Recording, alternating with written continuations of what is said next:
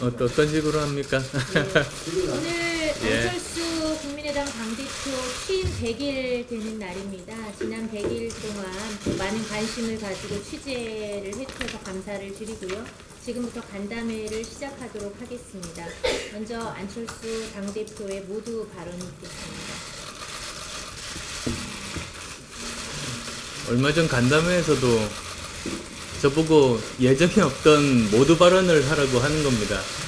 그래서 아유 참 시간 많이 걸릴 텐데 모두 발언하면 그렇게 말씀드린 적이 있습니다만 오늘은 모두 발언이 아니라 혼자 발언한 다음에 여러 가지 대화 나누는 시간 가지도록 하겠습니다.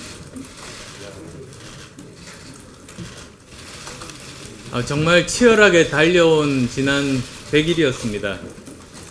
부족한 제게 관심, 애정 보여주신 언론인 여러분께 먼저 감사의 말씀부터 드리겠습니다. 그렇게 시간이 많지 않으니까 일단은 한 15분 정도 4가지만 말씀드리려고 합니다. 지금 국민들이 가장 걱정하고 있는 안보 문제, 그 다음에 이제 원내에서 예산 문제, 그리고 이제 지난 100일 또는 지난 대선까지 거슬러 올라가서 저 나름대로 느꼈던 소회, 그리고 이제 국민의당이 앞으로 어떻게 나아가야 하는지 그 비전, 더 구체적으로는 4대 정치 개혁 과제에 대해서 말씀드리도록 하겠습니다. 우선 안보 문제부터 짚고 넘어가겠습니다. 정말 국가 안보가 심각한 상황입니다. 그런데 정부가 제대로 설명하지 못하고 있습니다. 김정은이 신형 ICBM 화성 15형 발사하고 핵무력 완성을 선언했습니다. 그런데 정부의 혼선은 계속되고 있습니다. 미국 주도의 해상 봉쇄 훈련에 대해서 국방부 장관과 청와대의 말이 틀립니다. 그런데 이런 혼선은 계속 지속적으로 지금 여러 번에 걸쳐서 거듭되고 있는 것이 문제입니다. 그래서 오죽하면 대북 정책 중에 유일하게 일관성 지키고 있는 것이 혼선이 계속되는 것이다 라는 말이 나오겠습니까? 그리고 또 북한 핵을 막기 위해서 어떻게 하겠다는 건지 분명하지가 않습니다. 그래서 국민들이 크게 불안해하고 있는 겁니다. 트럼프 대통령과 회담하고 에이펙에 다녀오고 또 한중 정상회담을 앞두고도 야당과 국민에게 이런 방구가 없습니다.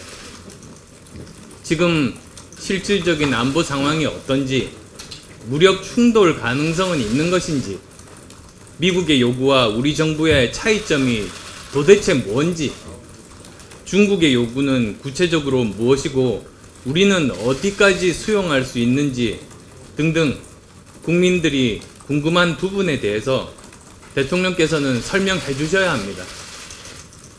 분명히 말씀드릴 수 있는 건 북한이 기술적 문제 해결해서 실제 핵무력 완성에 이를 경우에 한반도 정세에 대한 세계의 평가와 우려, 우리 국민의 불안과 우려는 지금과는 완전하게 달라질 거라는 겁니다. 우리 대응 태세도 달라지지 않을 수가 없습니다.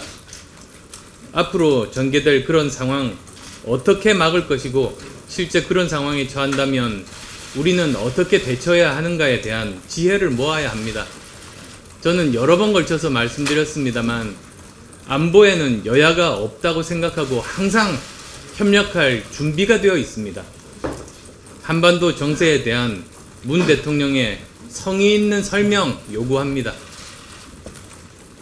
그리고 짧게 예산안 말씀을 드리겠습니다. 예산안에 대해서 우리 국민의당은 합리적인 대안을 가지고 문제 해결을 위한 중재 노력 계속하고 있는 중입니다. 정부 여당이 대통령 공약이라고 밀어붙이기 이전에 공무원 증원 관련해서 지난 추경 예산 때 국민과 국회에 약속했던 내용, 즉 공무원 인력 재배치, 구조조정 같은 약속들 왜 지키지 않고 무조건 증원해달라고 하는지 설명이 있어야 합니다. 또 최저임금 보전 문제를 국민 혈세로 직접 지급하는 게 맞는지 설명도 못하면서 국민의당이 중재안으로 내놓은 EITC 활용 등 대안이 옳다는 점을 알면서도 구체적으로 대답 못하는 이유가 뭔지 설명할 수 있어야 합니다. 예산은 국민 혈세입니다. 국민을 위해서 쓰여야지 정권을 위해서 쓰여질 수는 없지 않습니까? 정부 여당의 각성 촉구하고 원칙과 합리적 개혁 기준에 입각해서 제대로 임해줄 것을 촉구합니다. 이 정도가 이제 현안에 대한 두 가지 말씀을 드렸습니다. 지난 소회 말씀드리겠습니다.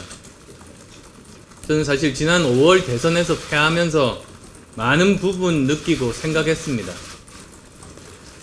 당이 처한 구조적인 한계, 그리고 한국 정치 구도를 볼 때 이대로 안 되겠다고 생각했습니다.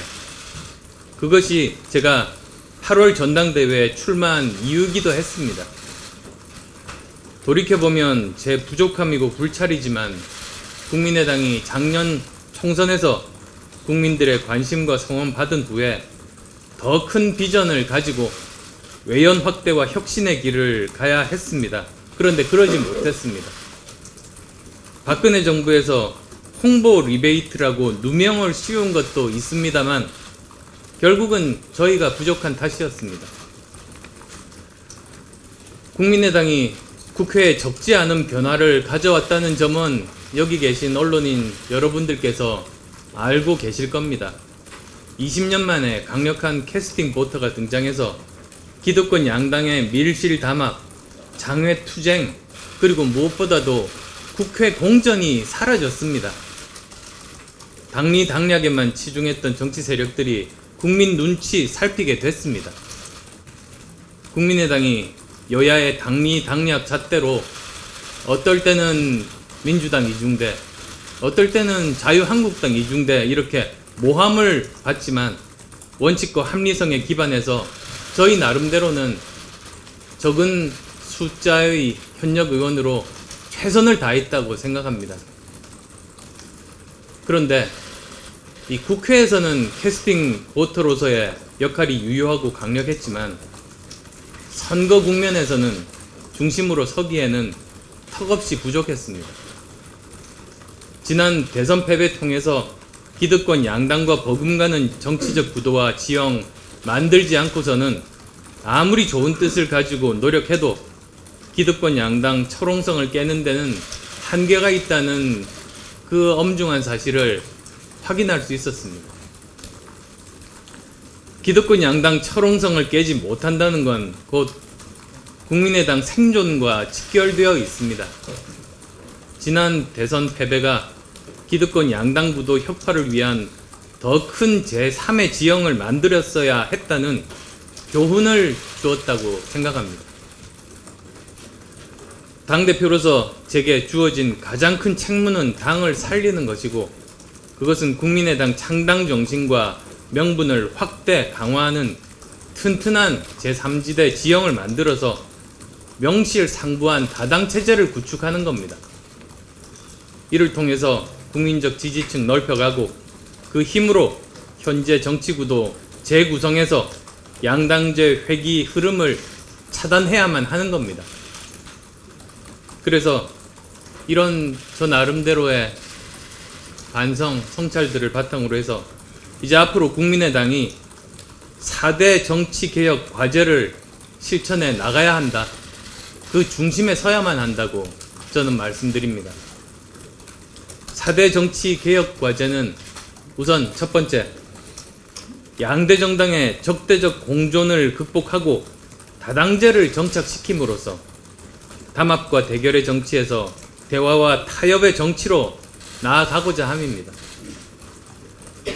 아직 많은 언론에서 주목하고 계시지는 않지만 20대 국회의 특징 중에 하나가 국회 공전이 사라졌다. 아까 그렇게 말씀드렸습니다. 그런데 다당제가 되었다는 사실을 깨닫지 못한 자유한국당이 국회 바깥으로 나간 적이 2번 있었습니다. 처음에 나갔을 때 아마도 예전 국회처럼 이제 우리가 나가면 국회가 기능을 정지하고 공전하겠지. 그러면 빌러 오겠지, 이렇게 생각했던 것 같습니다. 그런데 교섭단체 두 당이 여전히 일을 하고 있다 보니까 아무런 효과가 없어서 다시 복귀했습니다. 또 나갔습니다만 다시 복귀할 수밖에 없었습니다. 그게 바로 다당제의 커다란 힘 아니겠습니까? 물론 정부 여당에게만 유리한 게 아닙니다. 이 세 교섭단체 중에서 두 당이 반대하는데 이 소수정당, 여소야대 정국에서 정부 여당이 고집만 피울 수도 없는 게 또 다당제의 힘입니다. 지금 또 예산 정국에서는 그 힘이 발휘되고 있습니다. 이러한 다당제를 만들고 그리고 다당제를 지키고 무엇보다도 다당제가 국민을 위해서 동작하게 만드는 게 국민의당이 가장 중요하게 생각하는 이 정치개혁 과제입니다. 두 번째로 한국 정치에 고질병으로 지목되어 온 지역구도 극복 그리고 지역감정 치유입니다. 얼마 전에 김관진 전 국방장관이 석방되니까 송영길 의원이 이렇게 말했습니다. 판사가 TK이기 때문이다. 지역구도와 지역감정으로 정치해온 정치인들이 판사 판결에 대해서도 그렇게 지역감정 프레임을 들이댑니다. 어처구니 없지만 지난 30년간 그들은 그렇게 정치해왔습니다. 지금이 어떤 시대입니까? 인공지능의 딥러닝 시대에 지역감정 말하고 있습니다. 우리 정치가 얼마나 낡았는가를 정말 명백하게 보여줍니다. 그 다음 세 번째 정치개혁 과제로 박제화된 정치 이념에서 벗어나야 합니다.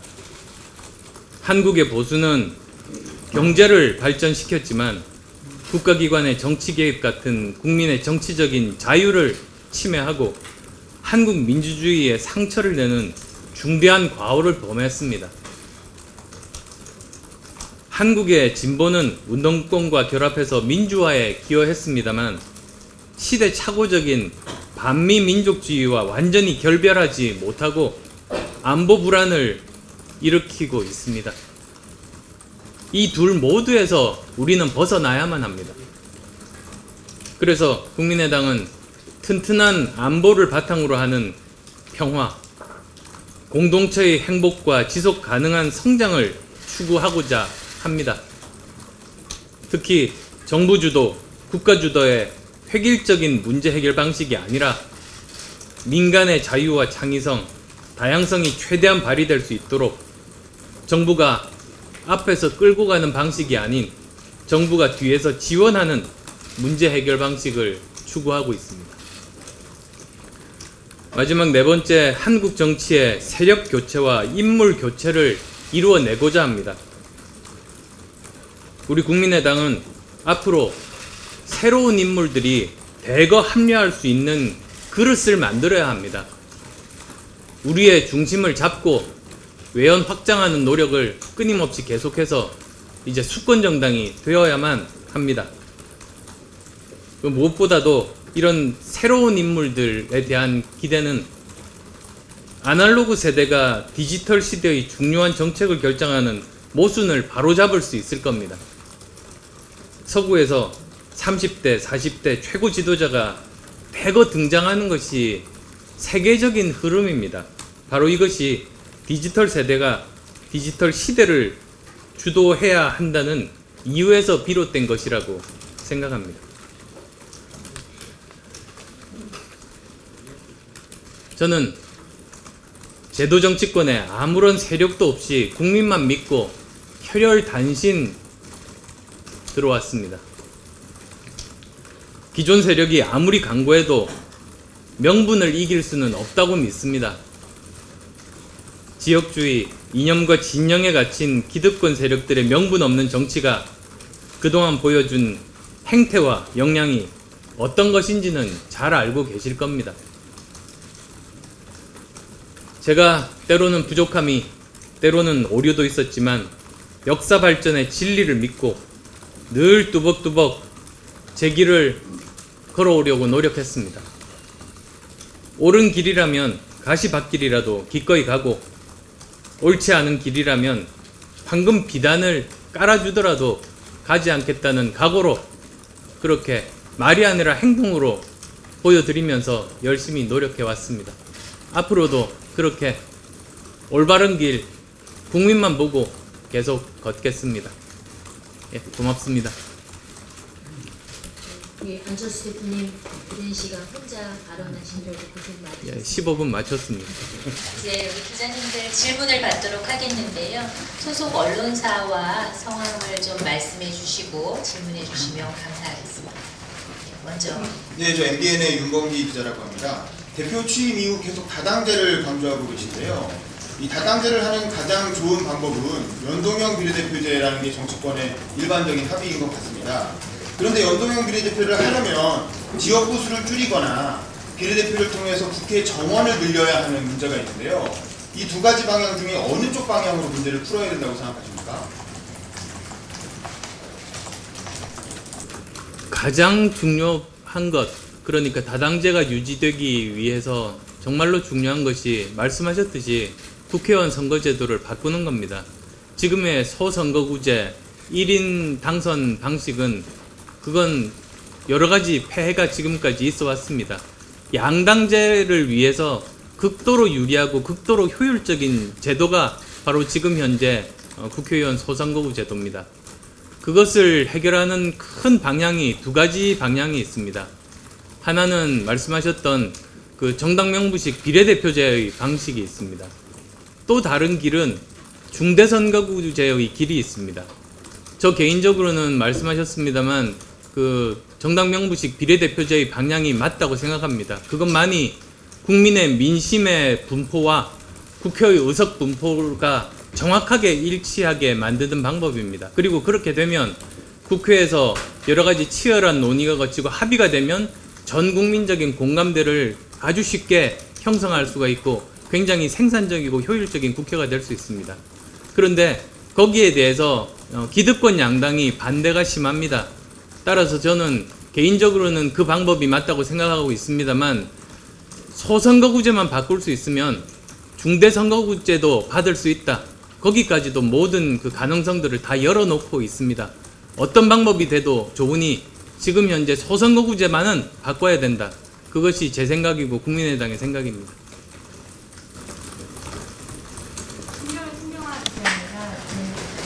너무 경화돼서 말씀하지 마세요. 말씀하신 대로 이달 안에 지지율 상승하지 않으면 안 된다고 말씀하셨는데 지금 오히려 더 하락한 국면이고요. 원인은 어떻게 찾으시는지 궁금하고요. 두 번째로 타겟 중 하나로 다른 정당과의 통합을 추진하고 계신 걸로 해석이 되는데 반발이 만나지 않거든요. 계속 추진하실 것입니다. 예, 우선 지지율부터 말씀을 드리겠습니다. 이제 정치를 하면서 여러 번 겪는 거지만 참 민심의 흐름은 정말로 무서운 것이다. 그것을 정치권에서 마음대로 그렇게 바꾸기가 정말로 힘들다. 그런 것들을 많이 절감합니다. 항상 그 지지율 변동은 하나의 사건만으로, 하나의 이벤트만으로 그게 바뀌지가 않습니다. 오히려 축적의 시간이 필요한 법입니다. 그래서 열심히 노력하면 계속 조금씩 축적이 되다가 어느 순간에 어떤 계기로 인해서 그 민심의 흐름이 표출되고 그런 지지율에도 반영되는 경험들을 저는 지난 5년 동안 정말 수차례 해오고 있습니다. 지금은 저는 축적의 시간이라고 생각합니다. 즉 물이 10도에서 99.9도까지 끓을 때 굉장히 많은 노력이 필요합니다. 99.9도가 되더라도 끓지 않습니다. 10도 때나 99.9도 때나 똑같습니다. 바깥에서 보기는. 그런데 그게 계기가 있을 때 0.1도 차이로 이제 끓게 됩니다. 나름대로 열심히 이제 저는 10도부터 시작해서 열심히 지금 그 축적을 하고 있는 중이다. 그를 위해서 열심히 노력하겠다는 말씀 드리고 싶습니다. 그리고 이제 그 통합 관련해서 여러 가지 논의가 있습니다만 그 말씀드린 대로입니다. 우선은 일단 이번 주는 국가적으로 중요한 시기입니다.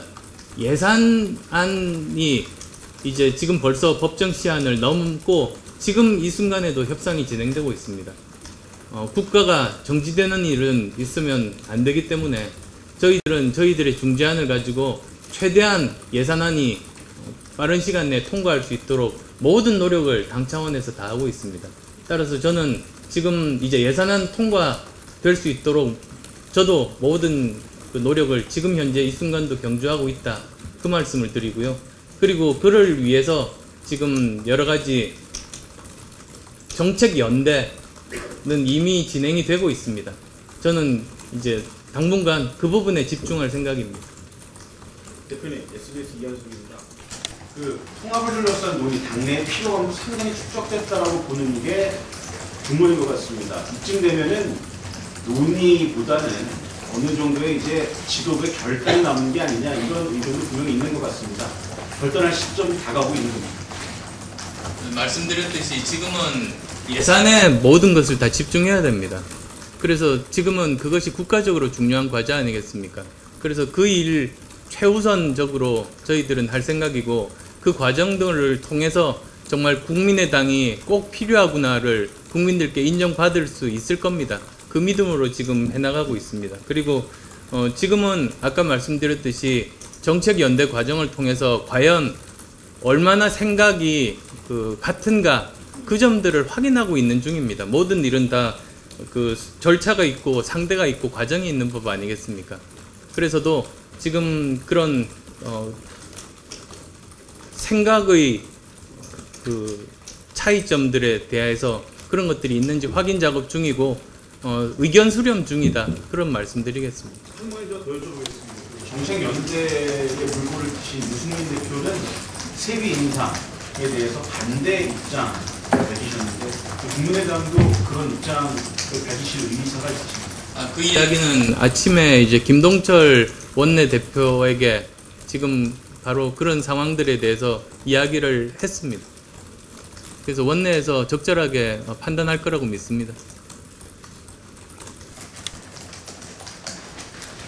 다른 기자님들 질문 있으신가요?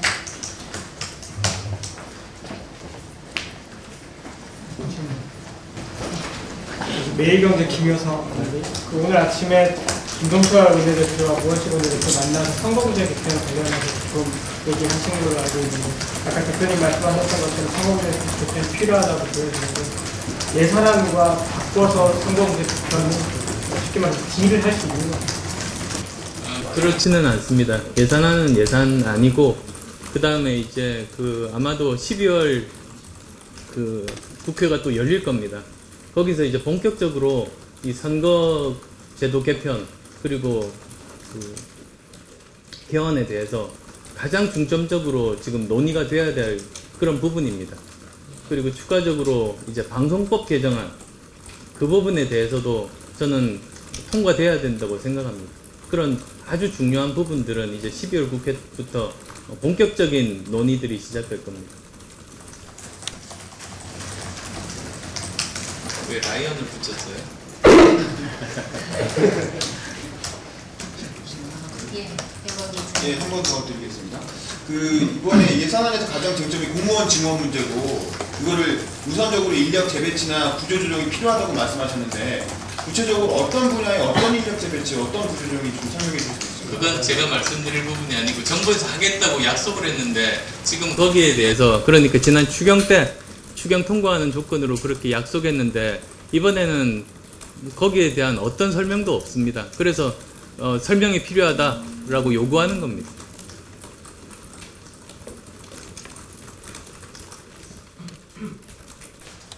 다들 시장하셔서 주차한 장소를 좀 일찍 가시려고 질문을 많이 안 하시는 것 같아요. 네, 대표님, 경향신문 조미덕인데요. 지금 통합 논의 관련해서 당내에서는 12월 20 며칠에 이제 통합 전당대회나 이런 로드맵까지도 이제 당내 일각에서 나오고 하는 상황인데요.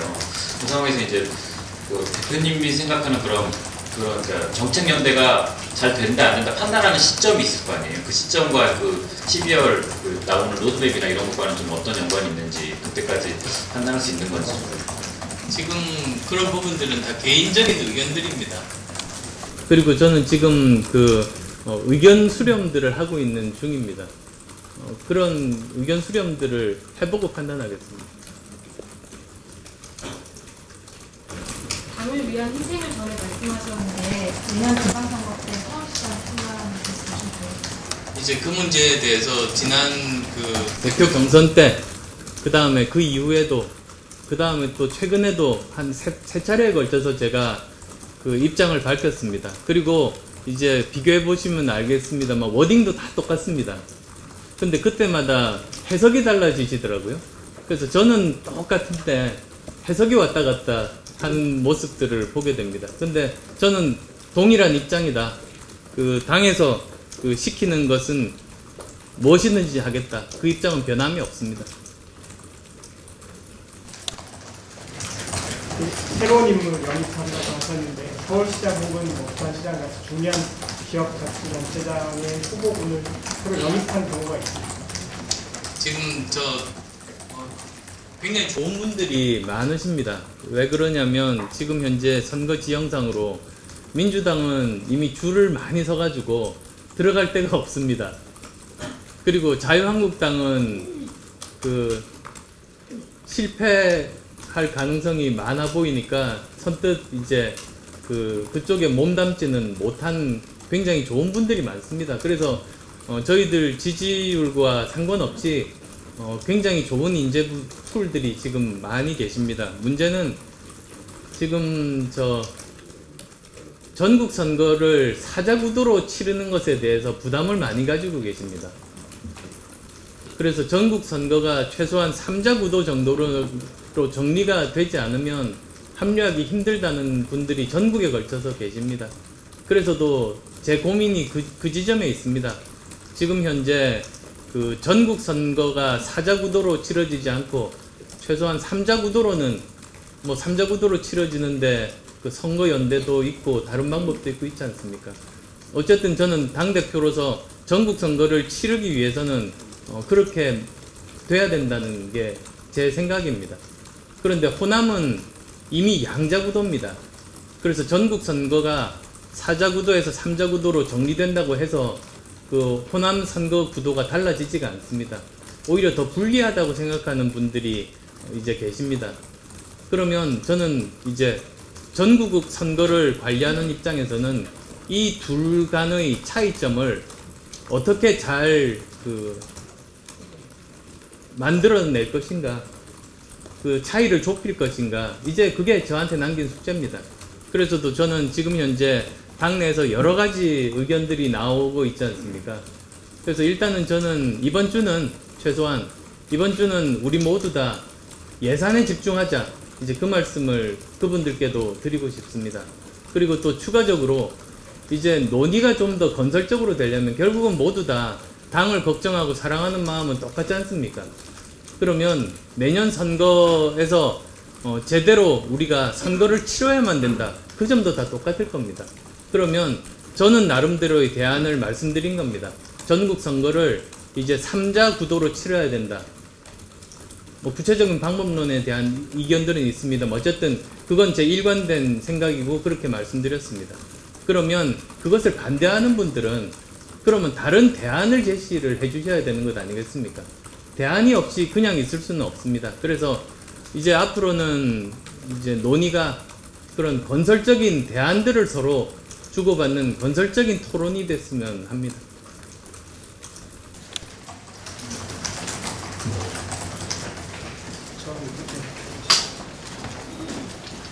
네, 중앙뉴스 박경이라고 합니다. 두 가지만 물어보겠습니다.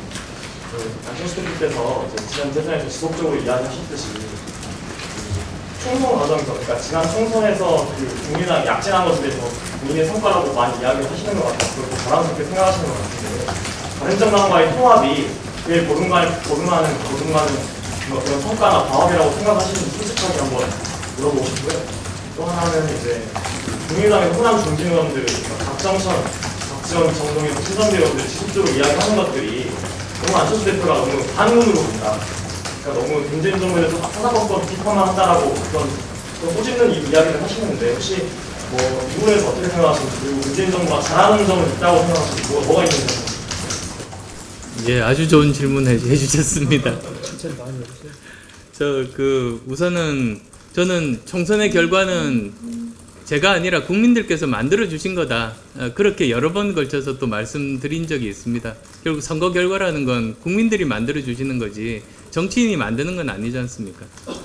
그리고 또 그 어떤 일을 하는 것이 저한테 무슨 그 아까 말씀하셨듯이 성과나 과업이라고 생각하지 않습니다. 저는 어떻게든 다당제가 정말로 중요하다. 이 다당제를 지키고 제대로 동작하게 하는데 저는 그럴 수만 있으면 저는 무슨 일이든 하겠다. 그 결심이라는 점 말씀드립니다. 그 다음에 이제 그 지금 현재 문재인 정부에 대해서 아시겠습니다만 그 첫 100일 정도입니다. 이제 저도 오늘 이제 100일이 됐습니다만 첫 100일 동안 여러 가지 질문들에 대해서 저는 어떤 말씀도 드리지 않았습니다. 왜냐하면 첫 100일 정도는 시간을 줘야 되는 것 아니겠습니까?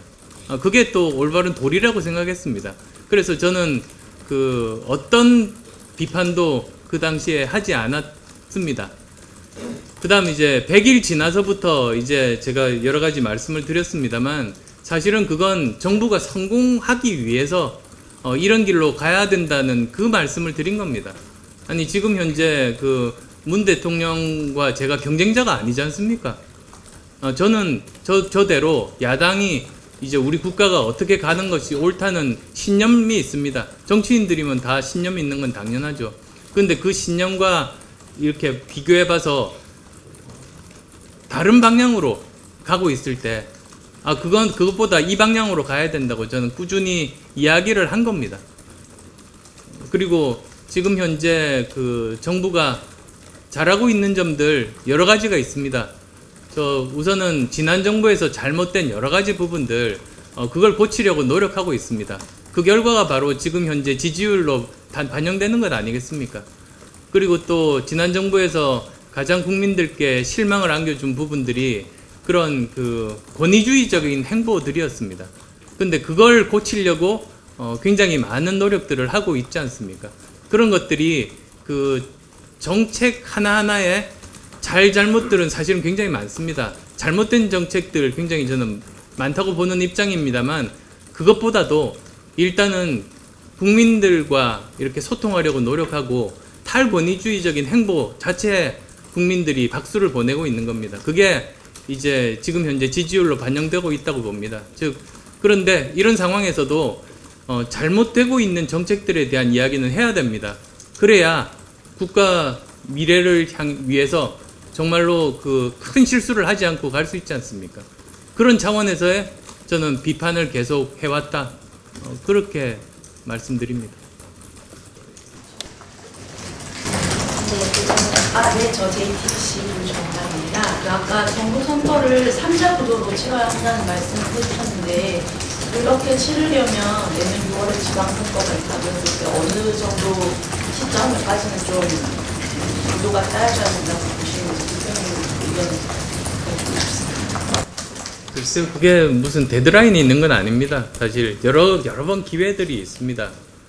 그래서 저는 이제 정책 연대들 이제 어느 정도 거치면서 생각의 차이가 그렇게 크지 않다 이런 정도로 이제 공감대가 이루어지고 합의가 이루어지면 그 다음에 이제 선거 연대에 대해서 이제 논의를 해야 된다고 생각합니다. 그리고 그 부분에 대해서는 지난 의총 때 이미 그 대변인이 발표한 내용도 다 있지 않습니까? 그 정도가 이제 당내에서는 그 큰 이견 없이 공감대가 형성된 부분들이기 때문에 이제 그런 순서로 가게 되는 게 맞다고 봅니다. 하나만. 그러면 지금 한반도 정세에 대해서 문 대통령의 그 성인의 설명을 요구한다고 하신 게요. 국민들에게 설명해야 한다고 하신 거예요? 아니면 좀 영수회담이나 국민들께 설명을 하셔야 된다고 봅니다. 근데 그 방법은 기자회견 같은 방법도 있을 테고요. 기자회견 여러 번 하겠다고 공약 때 말씀하셨지 않습니까? 안보 영수회담이나 이런 걸 이런 걸 염두에 두신 건 거기를 통해서도 이제 메시지를 전할 수 있는 것이고요. 제가 구체적인 방법까지 제가 말씀드리는 건 아닌 것 같습니다. 오히려 그 여러 가지 그 방법을 통해서 국민들을 좀 안심시켜 달라. 그게 민심이다라고 제가 전달해 드립니다. 예, 더 이상 질문이 없으시면 저희가 외백에 지금 점심이 준비되어 있거든요. 그래서 뭐 혹여라도 가시는 중에 생각나는 질문 있으시면 오셔서 예, 점심 드시면서 함께 얘기 나누셨으면 좋겠습니다. 오늘 고생 많이 하셨습니다. 감사합니다.